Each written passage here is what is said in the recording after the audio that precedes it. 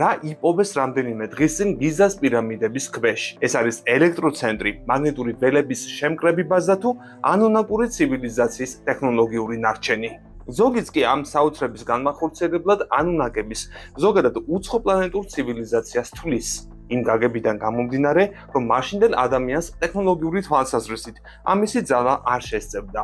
ახალმა აღმოჩენამ კი კონსპირაციები კიდევ უფრო გააძლიერა. ბოლო რამდენიმე დღეა ინტერნეტი მოიცვა 1000-მა ვარაუდმა. მოდი გავიგოთ, რას ამბობს მეცნიერება.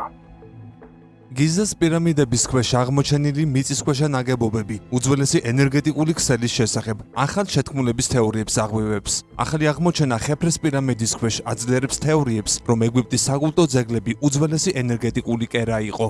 განსაცვიფრებელმა ახალმა რადარულმა კვლევამ შოკის მომგვრელი რეაქცია გამოიწვია, რადგან გამოავლინა უზარმაზარი მიწისქვეშა კომპლექსი გიზას პირამიდების ქვეშ.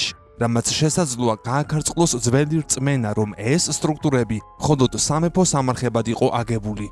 სინთეზური დიაფრაგმის რადარის SAR-ის ტომოგრაფიის გამოყენებით მეცნიერებმა კორადო მალანგამ პიზას უნივერსიტეტიდან და ფილიპო ბიონდომ სტრატკლაიდის უნივერსიტეტიდან დაასკანერეს ხეფრეს პირამიდა და აღმოაჩინეს მიწისქვეშა სისტემა, რომელიც გადაჭიმულია სამივე ძირითადი პირამიდის ქვეშ 2 კილომეტრის რადიუსში.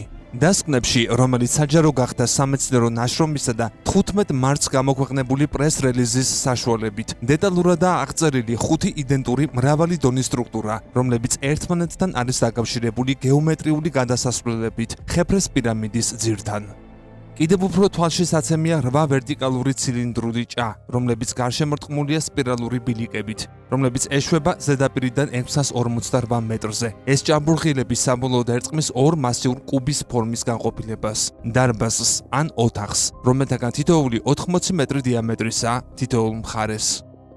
რიზის რეპორტის ვიდეოში ნათქვამია, რომ ეს აღმოჩენა სერიოზულ გამოწვევაში აყენებს დიდი ხნის რწმენას, რომ პირამიდები მხოლოდ სამეფო სამარხების ფუნქციას ასრულებდა. სამაგეროდ ის ამყარებს 10 წლეულების მანძილზე გავრცელებულ არამეცნიერულ თეორიებს, რომ ამ სტრუქტურებს შესაძლოა ჰქონოდათ მაღალტექნოლოგიური, მაგალითად ენერგიის გამომუშავებისა და მოხმარების ფუნქცია. გამოვყევი კოდის TikTok გვერდზე და ნახე უამრავი საინტერესო ვიდეო. გამოიწერე კოდის YouTube არხიც.